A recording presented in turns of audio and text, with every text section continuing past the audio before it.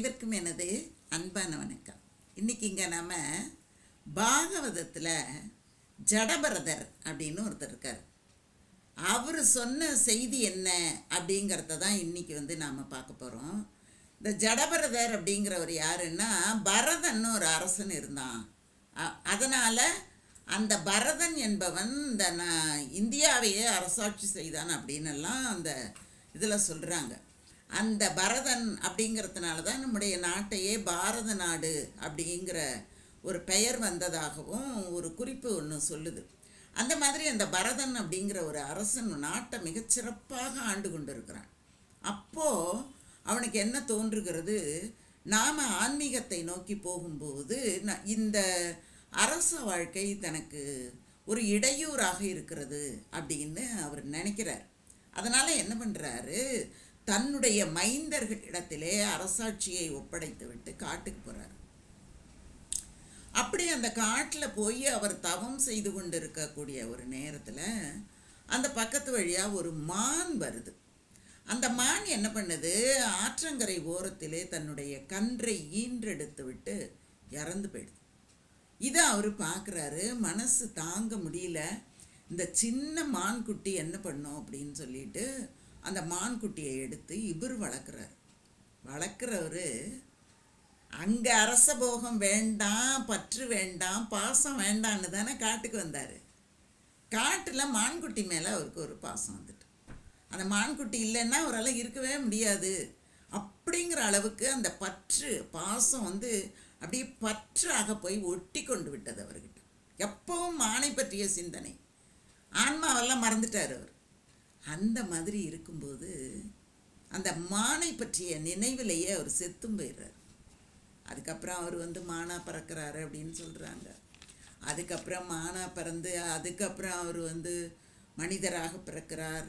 ஆனால் அப்போவும் அவரோட ஒரு பழைய இதெல்லாம் இல்லாமல் ஏதோ ஒரு வாழ்க்கை, கிடைச்சதை சாப்பிட்றது, கிடைக்கலன்னா சும்மா கிடக்கிறது, யாரோடையும் பேசுவது கிடையாது அப்படிங்கிற ஒரு நிலையில் ஒரு பைத்தியக்காரனை போல் அவர் வாழ்ந்து கொண்டு இருக்கிறார்.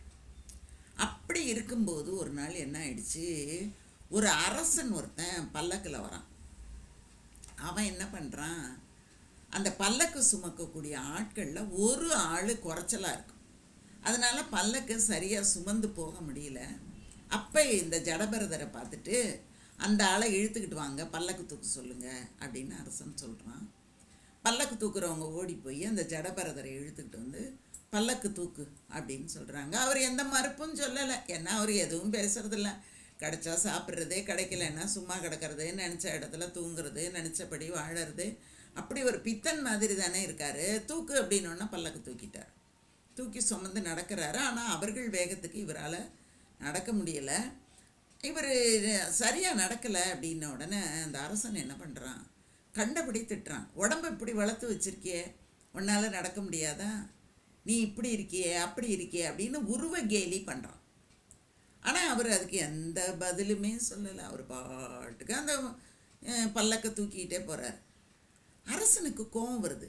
ஏன்னா இத்தனை பேசும்போது ஏதாவது ஒரு ஊமோ ஊகுமோ ஏதோ ஒரு புலம்பலோ ஏதோ ஒரு முனகலோ ஏதோ ஒன்று வரணும் இல்லைங்க ஒருத்தங்கிட்ட. எந்த எதிர்ப்புமே வரல அப்படின்னா தன்னை அலட்சியப்படுத்துகிறான் அப்படி தான் நினைக்க தோணும். அதே மாதிரி அந்த அரசனுக்கும் நினைக்க தோணுது. உடனே அவன் கேட்குறான், நீ என்ன பொணமா, செத்து போனவனா, நீ இவ்வளோ திட்டுற, உனக்கு சொரணையே இல்லையா அப்படின்னு கேட்குறார்.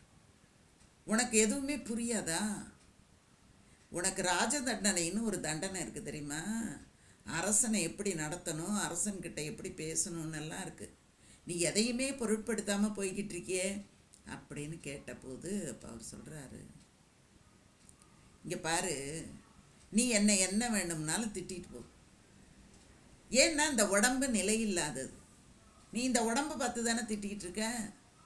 இந்த உடம்பு இன்றைக்கி இருக்கும், நாளைக்கு இருக்காது, அது நிலையற்றது, அதை பற்றி கவலையே கிடையாது எனக்கு. நான் ஆன்மாவை பற்றி நினைத்து கொண்டு இருக்கிறேன், என்னோட உயிரை பற்றி நான் நினைத்து கொண்டு இருக்கிறேன், இறைவனை பற்றி நினச்சிக்கிட்டு இருக்கேன். நீ சொல்கிறது எல்லாமே இந்த உடம்புக்கு தான் பிணத்தன்மை இருக்குது, ஆன்மாவுக்கு கிடையாது. எவன்லாம் உடலின் மீது ஆசை வச்சிருக்கானோ அத்தனை பேருமே சவம் தானே. இன்னைக்கு இல்லைன்னா நாளைக்கு, நாளைக்கு இல்லைன்னா நாளன்னைக்கு, இல்லைன்னா 2 வருஷம் கழிச்சு. அப்போ அத்தனை பேரும் சவம் தானே. ராஜ தண்டனையை பற்றி தெரியுமான்னு என்ன நீ கேட்குற. நானும் ஒரு காலத்தில் மன்னனாக இருந்தவன் தான், எனக்கு தெரியும் ராஜ தண்டனையை பற்றி. ஆனால் ஏன் அப்படி ஒரு கேள்வி கேட்ட தெரியுமா நீ? ஆணவம். நான் தான் ராஜா, என்னை யாரும் ஒன்றும் பண்ண முடியாதுங்கிற ஒரு ஆணவத்தில் தானே நீ இந்த கேள்வியை என்னை பார்த்து கேட்ட. இல்லைன்னா நீ இப்படி கேட்டிருப்பியா? இன்னைக்கு நீ கேட்டியே, நீயும் ஒரு நாளைக்கு அழிய தான் போகிற, நானும் அழிய தான் போகிறேன். இந்த உடம்பு நிலையில்லாதது. இது நிலையில்லாத உலகத்தில் நிலையில்லாத உடம்பு இந்த உடம்பு.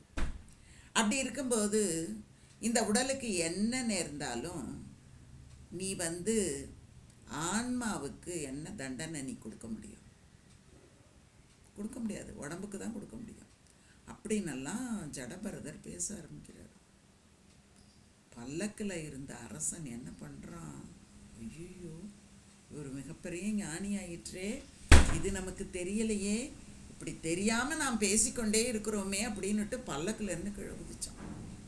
குதிச்சு என்னை மன்னிச்சிருங்க, நான் தெரியாமல் பேசிட்டேன், உங்களினுடைய நிலையை அறியாமல் பேசிவிட்டேன் அப்படின்னு சொன்னபோது அவர் சொல்கிறாரு, நானும் கர்ம வசத்தால் தான் இந்த நிலைமைக்கு ஆளாயிட்டேன். உடம்பு நோவதை பற்றி ஒன்றும் எனக்கு கவலை இல்லை, உடம்பை நெஜோன்னு நினைக்கிற வரைக்கும் தானே. நீ என்ன பண்ணுற? உடம்பை நெஜோன்னு நினைக்கிறதுனால தான் எல்லாரையும் நீ திட்டுற. நீ எல்லோரையும் ஆன்மாவாக பார் அப்படின்னு அவர் சொல்கிறார். ஆன்மாவாக நம்ம பார்க்க ஆரம்பித்தோம்னா யாரையுமே நம்ம திட்ட மாட்டோம். நம்முடைய இந்த சொந்தங்களும் சுற்றங்களும் உறவுகளும் சொத்துகளும் சுகங்களும் வாழ்க்கையும் வெள்ளத்தில் இந்த குப்பைகள் குச்சிகள் எல்லாம் மரம்லாம் அடிச்சிட்டு வரும். அப்போ பார்த்திங்கன்னா எல்லாம் ஒன்றாக வரும்.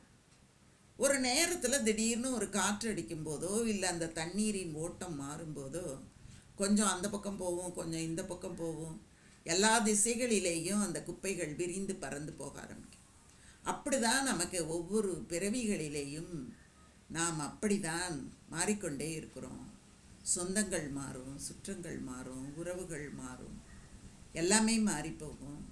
இன்றைக்கி இருக்கிறது தான் நிஜம்னு நீ நினைக்காத அப்படிங்கிற மாதிரி அவர் ஏராளமாக பேசுகிறாருங்க. இதையெல்லாம் கேட்கும்போது ஆன்மீக பார்வை அப்படிங்கிறதே முழுக்க முழுக்க வேறாக இருக்கிறது. அத்தனை பேரையும் நாம் உடலாகத்தானே பார்க்கிறோம்.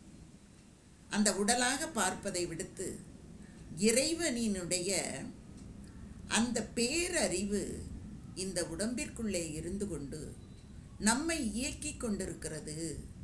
என்னை இயக்குவது போல அவனை இயக்குகிறது, அவளை இயக்குகிறது, அந்த மாட்டை இயக்குகிறது, அந்த ஆட்டை இயக்குகிறது. அப்படிங்கிற ஒரு பார்வையை நாம் பார்க்க ஆரம்பித்தால், ஊடுருவி உள்ளே விழிப்புணர்வோடு நாம் பார்க்க ஆரம்பித்தோன்னு வச்சுக்கோங்களேன், சண்டை சச்சரவு வராது. இனபேதம், மதபேதம், ஜாதி பேதம், எந்த பேதங்களும் வராது. ஒரு நல்ல வாழ்க்கையை நம்மால் வாழ முடியும் அப்படிங்கிறத இந்த ஜடபரதர் கதை நமக்கு சொல்லுது. சரிங்களா? நன்றி, வணக்கம், வாழ்க வளமுடன்.